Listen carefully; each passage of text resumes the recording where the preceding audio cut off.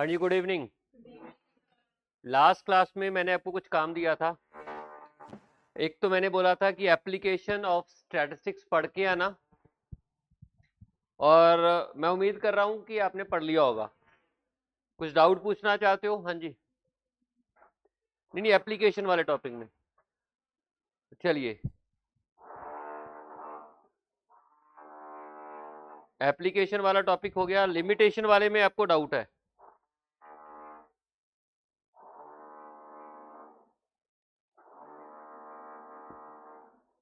Limitation, statistics की limitation में क्या डाउट है, बोलिए। सारे पॉइंट ही डिस्कस कर लेते हैं कि स्टैटिस्टिक्स की लिमिटेशन में क्या क्या डाउट है। पहला है तो कि स्टैटिस्टिक्स स्टडी ओनली फैक्ट्स,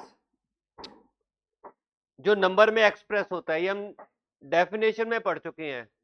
जब हमने प्लूरल सेंस की डेफिनेशन पढ़ी तो हमने बोला था न्यूमेरिकली एक्सप्रेस होना चाहिए, यानी कि जो चीज नंबर में एक्सप्रेस है स्टैट्स में हम उसी को मेजर कर सकते हैं। जो नंबर में एक्सप्रेस नहीं है स्टैट्स में हम उसको मेजर ही नहीं कर सकते हैं। तो ये दिस इज अ लिमिटेशन। तो उन्होंने एग्जांपल दिया, कहते हैं कि अगर आप ऑनेस्टी, एफिशिएंसी और इंटेलिजेंस को मेजर करना चाहोगे, नो डाउट आप इसको नंबर अलॉट करके मेजर कर सकते हो, रैंकिंग देके मेजर कर सकते हो, बट एज सच इसे आप मेजर नहीं कर सकते। This is the limitation. उसके बाद कि स्टैटिस्टिक्स ओनली एग्रीगेट को स्टडी करता है, सिंगल पर्सन के डाटे को स्टैट्स में स्टडी नहीं करना। This is the second limitation. क्योंकि अगर आपको कहता है कि पेट्रोल प्राइस है ऑफ इंडिया एंड पाकिस्तान, ये आपको अगर आप कंपैरिजन करना चाहते हो तो अगर आप only aggregate of quantitative facts not a particular unit, मतलब क्या हो रहा है?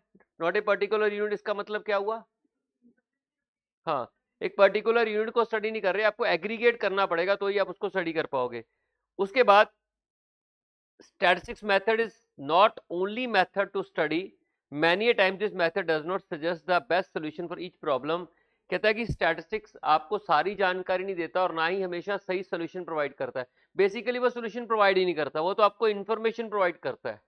सोल्यूशन तो आपने खुद ढूंढना है। ठीक है, जैसे मैंने आपको बोला था कि आप लैब टेक्नीशियन के पास चले जाते हो, वो आपका डाटा निकाल के डॉक्टर को दे देगा, अब वो आपको सजेशन नहीं देगा।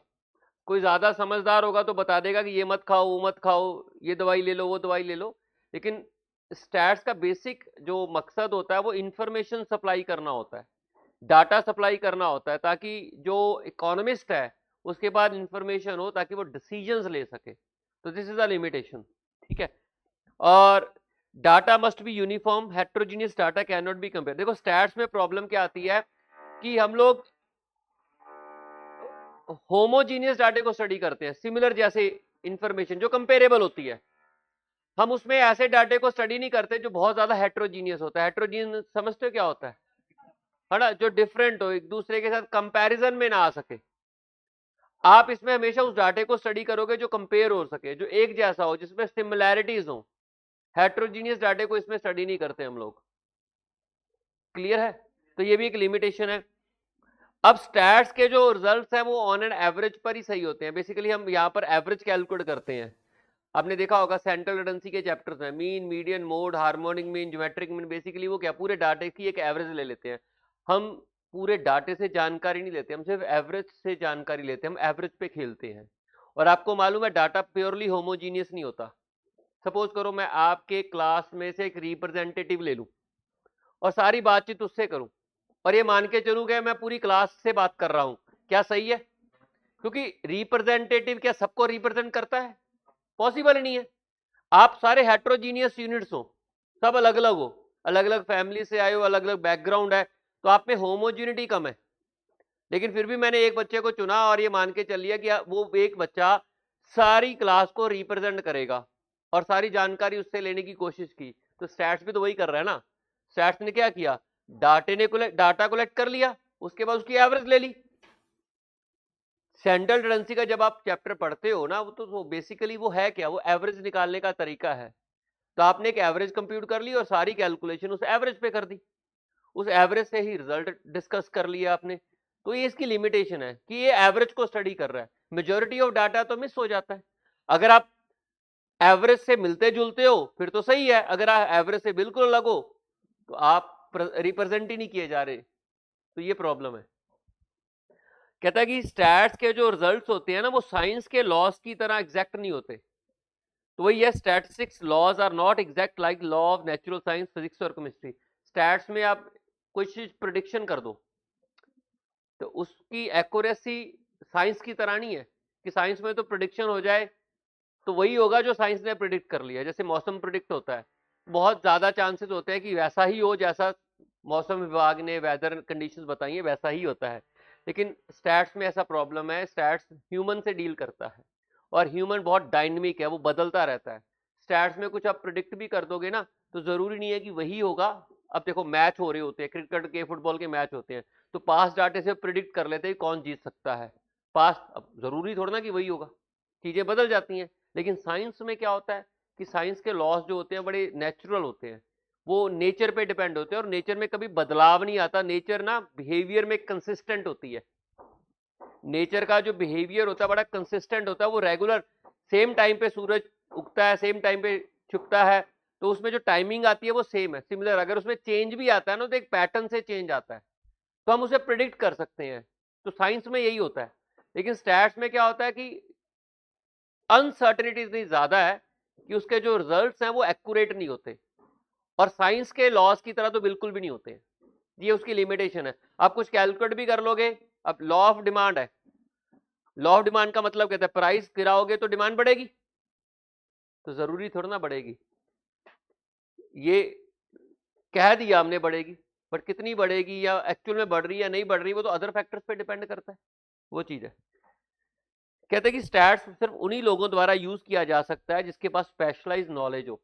वो तो है ही है, समझ उसी को आएगा जिसके पास नॉलेज है, स्टैटिस्टिकल नॉलेज है, मैथमेटिकल नॉलेज है, वो स्टैट्स को ज्यादा बेटर समझ सकता है।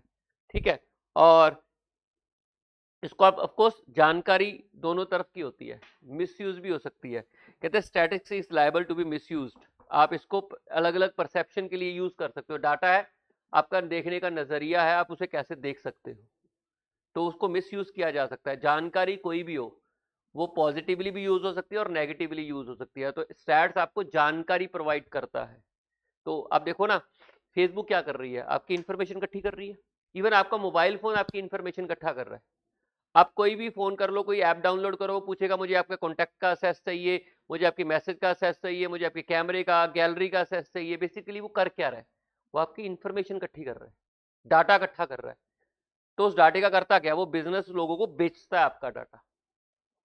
ठीक है, ये लोग पकड़े कैसे जाते हैं, देखो भी कोई बंदा क्राइम करता है वो पकड़ा जाता है, फोन ऐप से पकड़ लेते हैं उसको, कहाँ उसका फोन यूज हुआ था, कौन सी ऐप, जानकारी ऐप के पास है।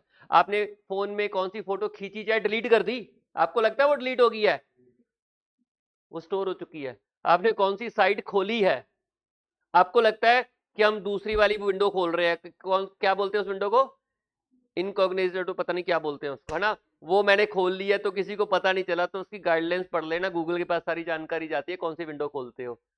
ठीक है, आपके फोन में से डिलीट हो जाती है, लेकिन सब हंस रहे हैं, मतलब सब खोलते हैं, है ना। तो वो इंफॉर्मेशन सारी की सारी किसके पास जा रही है, आजकल तो करेक्टर सर्टिफिकेट गूगल दे देता है। गूगल से मांग लो ये बंदा कैसा है, वो बता देगा कौन कौन सी साइटें विजिट करते हैं, क्या क्या सर्च वर्क होता है, कौन कौन सी फोटो खींचते हैं, दे ऑल नो। तो वो जानकारी है, इसलिए छोटा फोन रखा करो, सही है।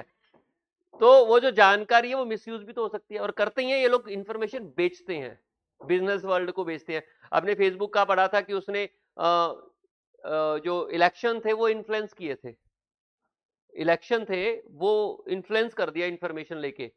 जो यूएस के लोग थे उनकी इंफॉर्मेशन यूज इस तरीके से की कि ट्रंप को जिताने में मदद की थी फेसबुक ने इंफॉर्मेशन लेके। वो वही फीड प्रोवाइड करते हैं जो आप देखना चाहते हो। उन्होंने अपने डाटे से लोगों की सोच बदली है, सोशल मीडिया का इस्तेमाल किया लोगों की सोच को बदलने में, एक पर्टिकुलर पैटर्न, एक डायरेक्शन में उसको बदल दिया, तो वो जीत गया। तो मिस यूज तो है ही है, स्टैट्स इंफॉर्मेशन कभी भी मिस यूज हो सकती है, तो this is again the limitation. Glass और वाटर आधा भरा आधा खाली, परसेप्शन है। ठीक है, आप उसको कैसे भी देख सकते हो, आप उसको पॉजिटिवली वे भी दे सकते हो। हम बोलते नहीं कि बी पॉजिटिव, अगर गिलास आधा खाली दिख रहा है तो भरा भी तो दिख रहा है, परसेप्शन है। तो इंफॉर्मेशन दोनों साइड में यूज हो सकती है।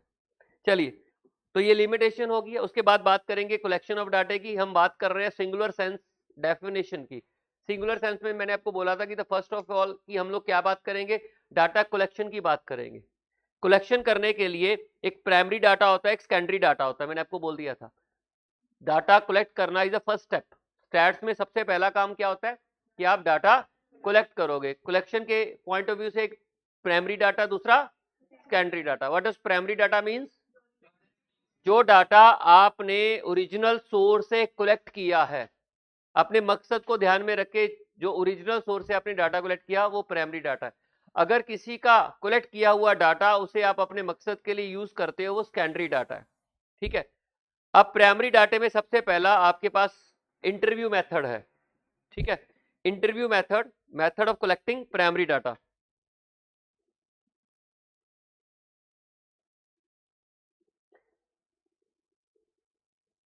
इंटरव्यू में क्या है, अंडर दिस मेथड जो इन्वेस्टिगेटर होता है जिसको डाटा चाहिए, ठीक है, ये सैंपल मेथड भी हो सकता है और सेंसस मेथड भी हो सकता है। जब आप डाटा कलेक्ट करने जाते हो ना, प्राइमरी डाटा कलेक्ट करने जाते हो, it could be sample method और it could be census. Census में क्या होता है कि हम सारे लोगों से डाटा इकट्ठा करते हैं, जितने भी हमारा पॉपुलेशन होती है। और सैंपल मेथड में क्या होता है, हम कुछ लोगों से डाटा इकट्ठा करते हैं और सबके ऊपर उसे अप्लाई कर देते हैं, उसे हम बोलते हैं सैंपलिंग कर दिया हम लोगों ने। तो डायरेक्ट पर्सनल इंटरव्यू में आप क्या करते हो, उस सोर्स से डाटा सीधा सीधा ले लेते हो जिसके बारे में आपको जानकारी चाहिए। Under this method investigator directly contact the person about whom information is obtained. सीधा उसे पूछ लेते हो और he ask them questions pertaining to the inquiry. उसे जो भी जानकारी चाहिए सीधा पूछ लेना और collect the desired information. Suitable कहां पर है, कब ये मेथड ज्यादा सूटेबल है? कहता है कि नेचुरल कैलामिटीज लाइक साइक्लोन और एन अर्थक्वेक और एपिडेमिक लाइक प्लेग वगैरह। अब तो कोविड भी लिख सकते हो यहाँ पर, पेंडेमिक, जो लोग प्रभावित हैं उससे जानकारी ले लो। ठीक है, नेचुरल कैलामिटीज में हम ये मेथड फॉलो करते हैं क्योंकि जिसके ऊपर बीती होती है ना वही बता सकता होगा कि चीजें कैसे हुई थी। याद रखना, नेचुरल कैलामिटीज में, एक्सीडेंट में ये मेथड नहीं लगता। क्लियर? इस मेथड के मेरिट्स क्या हैं? सबसे पहला मेरिट है ऑफ कोर्स एक्यूरेसी होगी, हाई डिग्री ऑफ एक्यूरेसी। जिसके बारे में जानकारी लोगे उसे उस बारे में ज्यादा पता होगा रादर कि आप किसी और से पूछो। High degree of accuracy merit है। और कई बार सप्लीमेंट्री इंफॉर्मेशन मिलने में मदद होती है। What does supplementary information? Additional, आसपास से जानकारी मिल जाती है।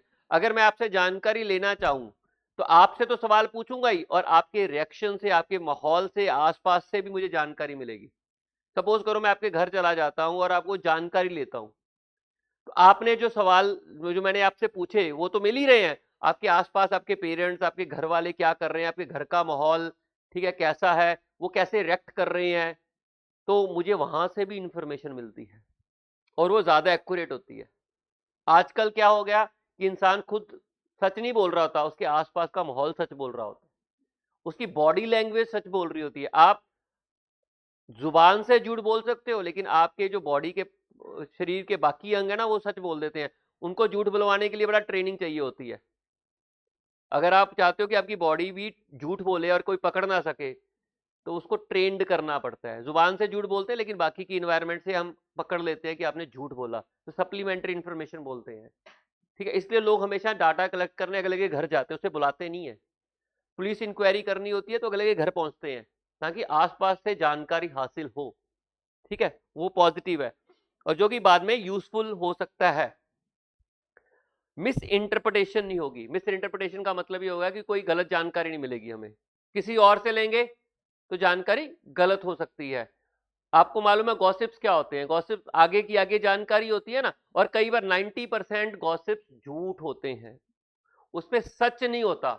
जिसके बारे में जानकारी होती है उसने वो हरकत की भी नहीं होती है, लेकिन वो गॉसिप्स का पार्ट है। मिस इंटरप्रिटेशन इसी को बोलते हैं, आगे की आगे जानकारी लेते जा रहे हो, कुछ और ही बनता जाता है। ठीक है, और कई बार अगर मैं कोई ऐसी अगर आप मेरे सामने बैठे हो, अगर मैं आपसे जानकारी इकट्ठी कर रहा हूं, सपोज करो मैंने आपसे कुछ पूछ लिया और आपने रिएक्ट कर लिया, आपको बुरा लगा, आपकी आंखों में आंसू आ गए, तो मैं उस टॉपिक को छोड़ के अपना टॉपिक बदल सकता हूं, एडजस्ट कर सकता हूं। ठीक है, कुछ ऐसी इंफॉर्मेशन है जहां पे आप इमोशनल हो रहे हो, मुझे लग रहा है कि नहीं ये अभी मैं क्वेश्चन नहीं पूछूंगा, कुछ और पूछ लेते हैं। तो वहां पर क्या होता है कि जो इन्वेस्टिगेटर होता है वो सूटेबल आपके रिएक्शंस को देख के वो अपने आप को एडजस्ट भी कर लेता है, ये भी पॉजिटिव है।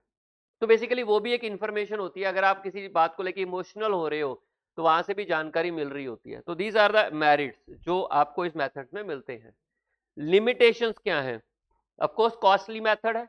जब आप हर बंदे के पास जाओगे जिससे जानकारी लेना चाहोगे, it is a costly method, especially where number of person to be interviewed is large and they are spread over a wide area। दूर दूर तक लोग बैठे हैं और वहां से अपनी जानकारी इकट्ठी करनी है, तो ऑफकोर्स क्या है, महंगा है, ऑफकोर्स टाइम कंज्यूमिंग भी है। और अगर आप शातिर हो ना तो आप झूठ बोल जाओगे और सामने वाले को, देखो शातिर जो होगा, जो ज्यादा शातिर होगा वो कामयाब होगा। अगर इन्वेस्टिगेटर आपसे ज्यादा शातिर, आपका झूठ पकड़ लेगा। अगर आप इन्वेस्टिगेटर से ज्यादा शातिर हो तो आप झूठ बोल के निकल जाओगे।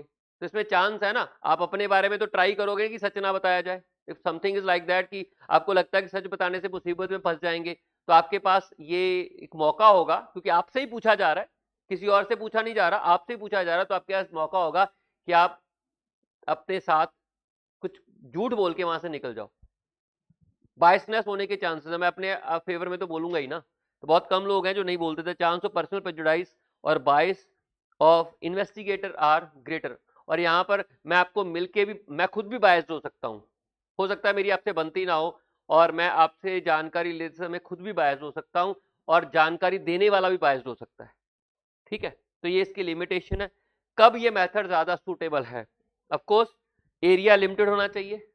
बहुत बड़े में अगर बहुत ज्यादा लोग हैं और बहुत बड़े एरिया में लोग फैले हुए हैं, तो वहां पे आप ये मेथड फॉलो करोगे तो कॉस्टली हो जाएगा। ठीक है, और no constraint on utilisation of resources, पैसा और टाइम बहुत होना चाहिए, क्योंकि सबसे जानकारी ले रहे हो तो आपके पास बहुत ज्यादा रिसोर्सेज होने चाहिए। तो पहला मेथड आपको समझ आ गया, इंटरव्यू मेथड, है ना। इंटरव्यू में आपके पास डायरेक्ट पर्सनल इंटरव्यू है, और दूसरा इसके अंदर आता है indirect personal interview, indirect interview method, जिसमें आपसे जानकारी ना लेके आपके साथ या ऐसे लोगों से जानकारी ली जाती है जिस हमें जो लगता है कि वो आपके बारे में इंफॉर्मेशन पोजेस कर रहे हैं। जानकारी आपसे नहीं ली, आपसे लिए तो डायरेक्ट इंटरव्यू हो गया। इनडायरेक्ट मतलब उन लोगों से जानकारी ली गई, थर्ड पार्टी से जानकारी ली गई, पर्सन अदर देन जिसके बारे में जानना है। ठीक है, उससे जानकारी ले ली। Under this method investigator contact third party, third party से जानकारी लेता है। पर्सन थर्ड पार्टी कौन है? Other than one about whom information is to be obtained. ठीक है, हु आर सपोज टू, और वो लोग वो होते हैं हमें लगता है कि इनके पास जानकारी होगी। क्लियर है? आपके पेरेंट्स के पास जानकारी होगी, अपने दोस्तों के पास जानकारी होगी। जब कोई क्राइम करता है तो आपके उनके पेरेंट्स को, उनके भाई बहनों को, उनके दोस्तों को वो पुलिस वाले उठा लेते हैं। क्यों उठा लेते हैं? उनको लगता है कि इनके पास जानकारी होगी। तो वो है who are supposed to possess the information on the problem under investigation। Under this method questions are put to different person and answer को रिकॉर्ड किया जाता है, क्योंकि वो बंदा तो मिला ही नहीं, या उस बंदे से तो जानकारी ले नहीं सकते, तो दूसरों से जानकारी ली जाती है और वो रिकॉर्ड भी की जाती है। कल को मुक्कर गए कि हमने तो बोला ही नहीं था ऐसा, तो इस इंफॉर्मेशन को रिकॉर्ड भी किया जाता है। और जितनी भी कमेटीज होती हैं, कमीशन होती हैं, इंक्वायरीज होती हैं, उसमें ये मेथड फॉलो किया जाता है। अब देखा सुशांत सिंह राजपूत वाले केस में क्या था, वो तो मर गया, अब उसको बुला के थोड़ा ना जानकारी लेंगे भी तेरे साथ क्या हुआ, तो आस पड़ोस से इंफॉर्मेशन इकट्ठी की जाती है। क्लियर? अगर मान लीजिए कोई रेल एक्सीडेंट होता है, अगर मान लीजिए कोई भी एक्सीडेंट होता है जहां पर, वहां पर हम लोग ये मेथड फॉलो करते हैं। नेचुरल कैलामिटीज में क्या करते हैं? डायरेक्टली उस पर्सन से पूछते हैं, क्योंकि सारे लोग प्रभावित होते हैं। और अगर कोई एक्सीडेंट वगैरह हो चुका है तो उसमें हम लोग इनडायरेक्ट इंटरव्यू मेथड फॉलो करते हैं, क्योंकि वो जो बंदा है वो तो दर्द में होगा, परेशान होगा, उससे वो जानकारी, मान लीजिए सड़क पे कोई एक्सीडेंट हुआ है, हम क्या करते हैं, वहां पे आसपास जो भीड़ होती है या कोई आता है तो उससे पूछते हैं ना, क्योंकि वो बंदा जो प्रॉब्लम में है उससे हम पूछेंगे, वो जानकारी नहीं मिलती है, तो पहले इनिशियली तो हम आस पड़ोस से जानकारी इकट्ठी करते हैं। तो सिमिलरली कोई एक्सीडेंट होता है तो उसमें भी आस पड़ोस के माहौल से देखते हैं भी क्या हुआ, लोगों से, वहां जो आसपास लोग खड़े होते हैं उनसे पूछते हैं। मैरिट क्या है? ठीक है, ये तब होता है जब जो बंदा है जिसके बारे में जानकारी है वो जानकारी ना दे सके, या अवेलेबल ना हो, या रिलक्टेंट हो, मतलब वो प्रॉब्लम में हो, या उसकी अवेलेबिलिटी ना हो, या वो इस हालात में या जानकारी देना ना चाहता हो, तो ऐसे में क्या होता है, हम दूसरों से जानकारी इकट्ठी कर लेते हैं। It enables that to extract the information about the person who is reluctant to supply the required information. जो इन्फॉर्मेशन नहीं देना चाहता या हमें लगता है कि इनसे इन्फॉर्मेशन नहीं मिलेगी, तो ऐसे केस में हम दूसरों से जानकारी ले लेते हैं। ठीक है, लिमिटेशन क्या है? रिलायबल नहीं होती, आपकी बनती ना उस बंदे से तो आप झूठ बोल दोगे उसके बारे में, रिलायबिलिटी की प्रॉब्लम रहेगी। सुटेबिलिटी, ये मेथड कब सुटेबल है? जब जो इंफॉर्मेंट है जिसके बारे में जानकारी लेनी है वो एग्जिस्ट ही नहीं कर रहा, अवेलेबल ही नहीं है, उस पर रिलाई नहीं। आप मेरे को पता है मैं आपके बारे में पूछूंगा तो झूठ ही बोलोगे आप, ठीक है, और आप इतने शातिर हो कि झूठ पकड़ा नहीं जाएगा, आप भूल दोगे। तो बेटर है कि दूसरे से पूछ लो, या आप रिक्वायर्ड इंफॉर्मेशन सप्लाई नहीं करना चाहते, रिलक्टेंट हो, इमोशनल हो, किसी प्रॉब्लम में हो, तो आपसे पूछना ही सही नहीं है, तो किसी और से पूछ लो। या तो आप एग्जिस्ट नहीं कर रहे हो, या आप पे रिलाई नहीं किया जा सकता, या आप जो जानकारी दोगे वो रिलक्टेंट हो, देना ही नहीं चाह रहे, ठीक है, मिलेगी नहीं। तो ऐसे केस में हम लोग क्या करते हैं, दूसरों से पूछ लेते हैं। तीसरा इंटरव्यू लेने का तरीका होता है टेलीफोन पे। ठीक है, टेलीफोन पे पूछ लो, ये क्विक मेथड है, फोन पे ही हम जानकारी ले लेंगे। पहला, it is a quick rather non expensive method. बहुत जल्दी फोन करो, फोन पे जानकारी ले लो। जब आपको बहुत गंभीर जानकारी नहीं ना चाहिए होती है तो फोन पे ले लो, क्योंकि फोन पे आप झूठ भी बोलोगे, कौन सा पकड़े जाओगे। ठीक है, और अगर आपने सच गुलवाना है ना तो सामने बैठ के बात करो। whenever you have something serious to talk, just sit in the front of that person और बात करो। फोन पे बंद बात करो, फोन पे सही असलियत नहीं पता चलती। ठीक है, ना तो बंदे के आंखों दिखते हैं, ना उसको जो शौक लग रहा होता है बात करके वो, ना वो झूठ बोल रहा होता है, ना उसके बॉडी जेस्चर्स पता चलते हैं। That person can frame anything, वो कुछ भी बोल सकता है, उस पर लाई नहीं। तो इसलिए बेटर ये होता है, हाँ कोई इंफॉर्मेशन कन्वे करनी है तो फोन यूज कर लो, कोई बात सॉर्ट आउट करनी है तो रादर बैठ के बात करो। It is a quick rather non expensive way to collect the primary data where the relevant information can be gathered by the researcher himself by contacting the interviewee over the phone। Phone पे आप जानकारी ले सकते हो, सीधा बंदे से जानकारी ले लोगे, मिलने की भी जरूरत नहीं है। द फर्स्ट टू मेथड ज्यादा एक्यूरेट है, लेकिन inapplicable for covering a large area. Large area cover करने में प्रॉब्लम रहती है। फोन पे तो एक रूम में बैठे बैठे आप कितने मर्जी कहां तक भी कवरेज कर सकते हो, लेकिन पहले दो मेथड में उसकी प्रॉब्लम रहेगी। ठीक है, द टेलीफोन इंटरव्यू हालांकि less consistent has a wide coverage, काफी एरिया तक हम उसको कवर कर लेते हैं। इसमें जो नॉन रिस्पॉन्स होता है मैक्सिमम होता है। नॉन रिस्पॉन्स का मतलब आपको आंसर ही नहीं मिलता, अगला फोन हैंग अप कर देता है, या अगर मेरे को पता लगे ये कंपनी वालों का फोन है तो पिक ही नहीं करना। कई लोग ऐसे होते हैं जो नंबर उनके फोन में सेव ना हो उनके अलावा उठाते ही नहीं है। ठीक है, ऐसे लोग भी हैं, भी फोन क्यों रखा है आपने बताओ। ठीक है, होते हैं कि ये फोन नहीं पिक करना, रखा ही क्यों है। This method is convenient, of course ये कन्वीनियंट है, but reliability is less than both the above method. ऊपर ऑफ कोर्स ये तो क्लियर ही दिख रहा है ना, इस पर रिलायबिलिटी करना मुश्किल है, फोन पे इंसान कुछ भी कह सकता है। तो ये इंटरव्यू वाला तरीका था। एक में हम लोगों ने डायरेक्ट पर्सन से इंटरव्यू कलेक्ट कर रहे थे, एक हम इनडायरेक्ट इंटरव्यू कलेक्ट कर रहे हैं, और तीसरा हम लोग फोन पे इंफॉर्मेशन ले रहे हैं। नेक्स्ट है क्वेश्चनर बना के मेल कर दो, मिलने की भी जरूरत नहीं, क्वेश्चनर बनाओ। क्वेश्चनर का मतलब समझते हो, एक लिस्ट बना लो क्वेश्चंस की, और वो क्वेश्चंस पूछो, खुद पूछ लो या किसी को भेज दो या मेल कर दो। मेल्ड का मतलब पोस्ट कर दो, मेल का मतलब ईमेल नहीं होता, मेल का मतलब पोस्ट करना होता है। ठीक है, जहां पे ईमेल शब्द आएगा वहां ईमेल होगा। मेल का मतलब जो चिट्ठियां आती हैं अखबारों में डाल के भेज दो, और विद ए रिक्वेस्ट कि भाई ये जानकारी हमें चाहिए। अगर आपको सबसे जानकारी चाहिए, कोई सीरियस जानकारी नहीं चाहिए, जस्ट ऐसी इंफॉर्मेशन चाहिए, तो आप क्या करते हो, क्वेश्चनर बना लेते हो, जो जो क्वेश्चन चाहिए वो पूछ लेते हो। ठीक है, और क्वेश्चनर के आगे एक रिक्वेस्ट लेटर होता है जिसपे बताया जाता है कि हम ये जानकारी इस पर्पस के लिए कलेक्ट कर रहे हैं, आपसे रिक्वेस्ट होती है कि इसको फिल कीजिए। ज्यादातर आंसर यस नो में होते हैं उसके, ठीक है, यस नो में होते हैं, और आपसे रिक्वेस्ट होती है कि आप इसे फिल करके एक सेल्फ स्टैम्प्ड एनवेलप होता है उसमें डाल लीजिए और पोस्ट कीजिए। ठीक है, ये क्वेश्चनर होता है। क्वेश्चनर बनाते समय कुछ चीजें आपको ध्यान में रखनी चाहिए कि क्वेश्चन ज्यादा पर्सनल नहीं होने चाहिए। अगर क्वेश्चन ज्यादा पर्सनल हो गए तो आप आंसर नहीं करोगे। ठीक है, क्वेश्चन स्ट्रेट होने चाहिए, ज्यादा कॉम्प्लेक्स नहीं होने चाहिए। ऑफ कोर्स आपके ऊपर कोई मजबूरी नहीं है, अगर कोई बंदा आपसे कोई भी एक पर्सनल सवाल पूछ गया तो आप आंसर करना बंद कर दोगे, उसको भरोगे ही नहीं। ठीक है, क्वेश्चनर मैंने बोला मेल भी किए जा सकते हैं और साथ ही साथ किसी बंदे को भेज के आपको बोल के भरवाए भी जा सकते हैं। Someone knocked at your door, वो आप खोलते हो, बंदा सवाल पूछता है, वो नोट करके ले जाता है और आप आंसर कर देते हो। एक टैब्स लेके आते हैं या टैब आते हैं लेके वो आपसे दरवाजे पे आते हैं, तो वो आपसे पूछते हैं, वो टैब में आंसर भर देते हैं और चले जाते हैं।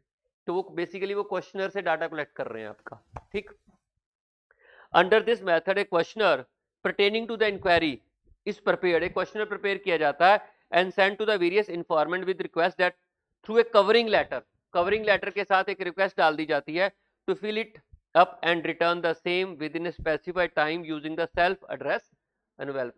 सेल्फ एड्रेस एनवेलप होता है, उसमें आपको भर के भेजना होता है। कैरेक्टरिस्टिक्स क्या होने चाहिए क्वेश्चन के? प्रिसाइज होना चाहिए, बहुत ज्यादा क्वेश्चन नहीं होने चाहिए, रेलेवेंट क्वेश्चंस होने चाहिए, वेल ड्राफ्टेड, उसकी ड्राफ्टिंग सही होनी चाहिए। वेल ड्राफ्टेड का मतलब फालतू की चीजें ना हो, आप मोटिवेट हो उसको भरने के लिए, और उसकी सीक्वेंसिंग अच्छी होनी चाहिए। जो जानकारी लेना चाहते हो सीधा सीधा मत पूछो, घुमा के क्वेश्चन मिक्स ऐसे करो कि आपसे जानकारी मिल जाए और आपको पता भी नहीं चले। क्वेश्चंस की सीक्वेंसिंग ऐसे की जाती है ना, कई बार हम लोग जानकारी दे देते हैं, हमें पता नहीं चलता हम देखे हैं। इस तरीके से सीक्वेंस बनाए जाते हैं क्वेश्चन, सही तरीके से डिजाइन होना चाहिए अगर सही जानकारी लेनी है। लोग बोलते हैं ना कि जानकारी निकलवाना बड़ा मुश्किल है, लेकिन लोग हैं वो क्वेश्चन की फ्रेमिंग ही ऐसे करते हैं कि आप ना चाहते हुए भी आंसर कर जाते हो। जो चाहिए होता है वो जानकारी, तो उसे बोलते हैं वेल ड्राफ्टेड होना चाहिए। ये तभी कामयाब है मेथड अगर अच्छी तरीके से उस क्वेश्चनर की ड्राफ्टिंग की है। मेरिट्स क्या है? अगर आपको फोन करके आपसे पूछा जाए कि पिन दे दो तो आप दोगे? लेकिन लोग ले लेते हैं ना, कहानी बना के। फोन पे लोग ये बिजनेस बना रखा है लोगों ने, अच्छे अच्छे पढ़े लिखे लोगों से पिन ले जाते हैं। वो ऐसी कहानियां बनाते हैं कि आपको पता नहीं चलता, फोन में उनका जो पिन जो जनरेट हुआ होता है वो दे देते हैं अगले को, और आपके खाते खाली हो जाते हैं। ये आम इंसानों के साथ ही होता है, जो बोलते हैं हम बहुत समझदार है, उनको इनको बेवकूफ बना जाते हैं, क्योंकि कहानी ही ड्राफ्ट इस तरीके से करते हैं, आपको पता ही नहीं चलता वो क्या जानकारी ले रहे हैं आपसे। इस तरीके से बात कर रहे हैं कि आपको पता नहीं चलता। सिमिलरली क्वेश्चनर्स भी इसी तरीके से बनाए जाते हैं। ठीक है, प्रिसाइज होने चाहिए, जैसे मैंने बोला वेल ड्राफ्टेड हो और साउंडली सीक्वेंस्ड हो, सही तरीके से उसकी सीक्वेंसिंग होनी चाहिए। अगर आप जो क्वेश्चंस खतरनाक है वही शुरू में कर दिए ना, तो आप आंसर करना बंद। वही पर्सनल, ओवर पर्सनल नहीं होने चाहिए। अगर पर्सनल पूछने भी है तो घुमा फिर आगे पूछो, ताकि उसको पता नहीं चले कि पर्सनल जानकारी ले रहे हो। मैरिट्स क्या है इसका? ऑफ कोर्स इकोनॉमिकल है, सस्ता काम है, टाइम भी बचता है, मनी भी बचती है और लेबर भी बचती है। पोस्ट ही करना है, फोन करने से भी सस्ता पड़ जाता है। ठीक है, यहां पर इन्वेस्टिगेट डायरेक्ट इंफॉर्मेशन आपसे आ जाती है, तो कोई बीच में इन्वॉल्व नहीं होता। मुझे अगर आपसे जानकारी लेनी है तो मैं क्वेश्चनर आपके घर भेजूंगा, आप भर के सीधा मुझे पोस्ट कर दोगे, तो बीच में कोई मिडल मैन इन्वॉल्व नहीं है, तो उसकी बायसनेस बीच में नहीं आती है। ठीक है, लिमिटेशन क्या है? ऑफकोर्स जो लोग पढ़े लिखे हैं वो इसमें पार्टिसिपेट नहीं कर पाएंगे, जो लोग पढ़े हैं वो इसमें पार्टिसिपेट नहीं कर पाएंगे, क्योंकि क्वेश्चनर तो पढ़ना ही पड़ेगा ना, यस नो करने के लिए भी आपको रीडिंग तो आनी चाहिए ना, तो वो चीज है। और आपसे जो जानकारी ली जाएगी मे नॉट बी रिलायबल। आप आराम से घर बैठ के जानकारी दे रहे हो तो अपने बारे में आराम से झूठ बोल सकते हो।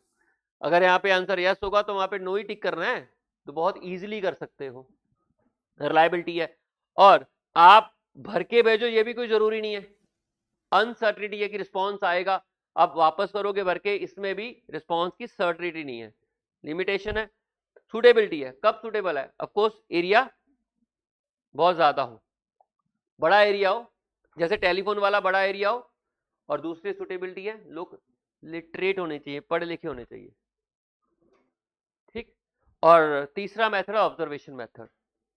ऑब्जर्वेशन मेथड में क्या होता है कि आप, this is the best method, पूछो ही मत, जस्ट ऑब्जर्व करो, वो सही, आपको सही जानकारी मिलती। अगर आप पूछोगे ना तो ऑटोमेटिकली बंदा एक पर्टिकुलर तरीके से रिएक्ट करेगा। पूछो ही मत, जस्ट देखो और देख के हाँ जानकारी हासिल कर लो, बेस्ट इंफॉर्मेशन मिलती है, झूठ नहीं होता उसमें। मैंने बोला ना बॉडी लैंग्वेज झूठ नहीं बोलती है।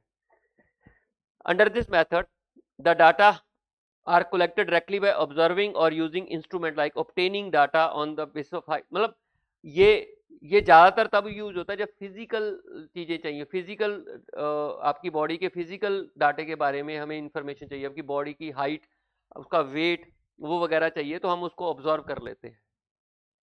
या सिर्फ आपकी हरकतों को देख के डाटा कलेक्ट करना, उसके लिए एक्सपर्ट की जरूरत है। वो आपके मूवमेंट से, आपके बैठने के ढंग से आपके बारे में जानकारी ले लेगा। कई बार बंदा पैनिक में होता है तो वो एक अलग तरीके से रिएक्ट कर रहा होता है, झूठ बोल रहा होता है तो उसके हाव भाव अलग होते हैं। ठीक है, तो वो चीज वो ऑब्जर्वेशन से हमें पता चल जाती है। उसके लिए क्या चाहिए होता है कि बंदा जो डाटा कलेक्ट करने आया है वो ट्रेंड होना चाहिए। ठीक है, this is the best method for data collection but it is time consuming, laborious and cover only A small area, थोड़ी एरिया को कवर करेगा। और this is the most suitable reliable method among all, मैंने बोला कि ये सबसे ज्यादा रिलायबल मेथड है। तीसरा मेथड, चौथा मेथड, क्वेश्चनर को आप, ये इसी के अंदर कवर हो सकता है, ये जो क्वेश्चनर भेजिए ना, मेल्ड क्वेश्चनर,